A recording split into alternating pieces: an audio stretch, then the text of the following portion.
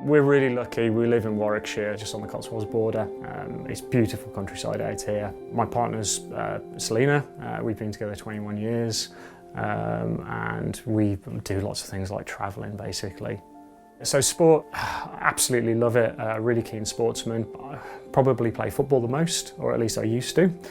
So I'd be trudging around a football pitch on a Sunday morning, covered in mud, being shouted at when I drag it into the house afterwards. The first hint of anything being wrong was a result of me playing sport, basically. I probably have that to thank more than anything else. I would come off the football pitch and no real pain at that point, but 2 or 3 days later, just a huge throbbing pain starting to happen in my shin. I went to the doctor and spoke to them about it, and they had a little prod around and their thoughts were exactly the same. Rest up. Come back in a couple of months, tell us it's all better. It just wasn't. It was suspected to be shin splints, muscle pain, basically, within the shin. That was the easiest answer.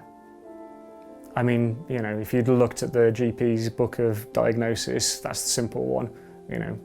39-year-old guy comes in complaining about pain in the shin, plays football all the time, which is the most common out of the list. Well, it's going to be this one. I put my foot down, basically. I think that's probably the best way of putting it. I came back from a holiday to Portugal. We were walking probably 10 miles a day, and the only way of being able to get through that holiday was through constantly getting through an ibuprofen packet day after day, and that wasn't right. I think after a little bit of impatience and stubbornness, he agreed to send me off to a musculoskeletal specialist over in Warwick. That team probably have saved my life. I'm not exaggerating with that.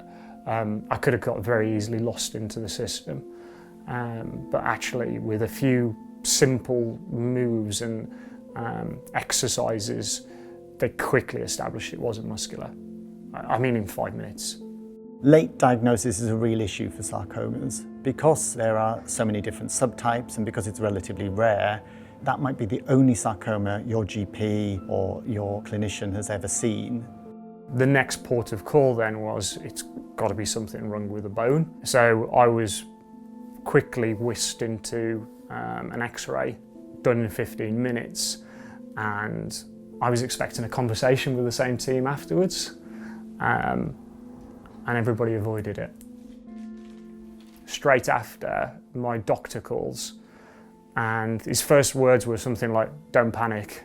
And at that point, that's absolutely the opposite of what you do. There was something in my bone. He was going to say some very scary words, but not to panic because there's quite a few things that it could be still. And sarcoma was one of those. I think it's absolutely essential that patients are treated within a specialist centre. They are usually diagnosed earlier with smaller tumours, and we have one shot at giving them the correct treatment. And if we get it wrong, then the repercussions are that they will do worse. At that point, I got handed off across to the Royal Orthopaedics, who started talking to me about what they would do in terms of being able to diagnose it as a sarcoma. It's not the most pleasant of investigation works. Basically, I had to go under a general anaesthetic. They then put me into a CT machine while asleep, and what I imagine is a hand drill is probably used to be able to take a sample from out of my tibia bone, shin bone. I think it was a week before Christmas 2019 that I got the phone call, and this time it was from the surgeon. I think straight from then I knew what the kind of result was going to be. But he very quickly, instead of letting me mull on that, because that's easy, you could have just sat there and just cried and just, world's over and that kind of stuff, which it isn't, by the way, it really, really isn't. Instead, it was like, right, we've got a plan, and this is what we're going to do. And it's going to start by this. So you're going to come in on this day, and we're going to give you dates in terms of what we're going to do in treatment. And I can't be more thankful for that, because actually that gave me something to be able to, rather than mull on over Christmas. I could have sat there, I could have just, cried my way through Christmas in many, many ways.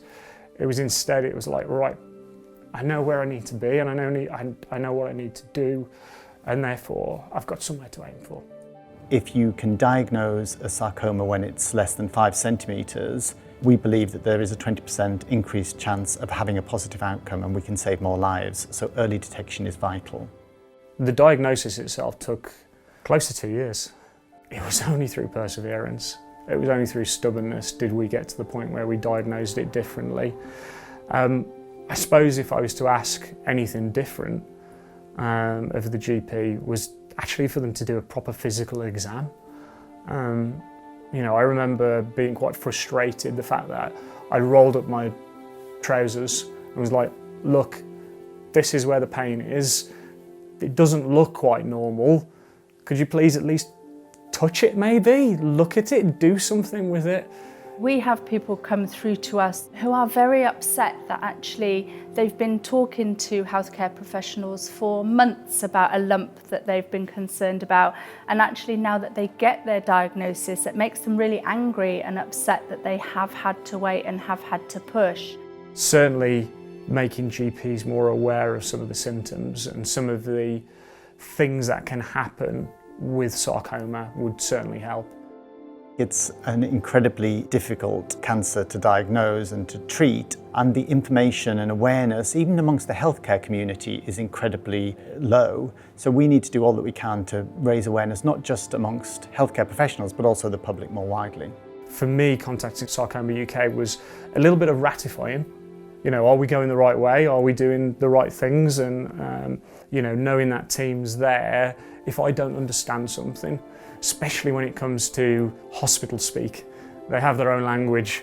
Absolutely. So Clearly I can't take control of whether I've got osteosarcoma or not, but what I can take control is of how it impacts me. I made a conscious decision on the 1st of January. That is the date when I'm going to start getting well. I basically forced my mom and my partner Selena to shave my head. It was kind of like, I can either take the choice that the chemotherapy takes it from me, or we can take it ourselves. We're a third of the way in. The mental side is tough. I, at the moment, do not feel sick because of sarcoma. I feel sick because of chemotherapy. Although it might feel like it's poison at the time, actually, it's treatment. It's something that's going to hopefully get me to the finish line and back on that football pitch.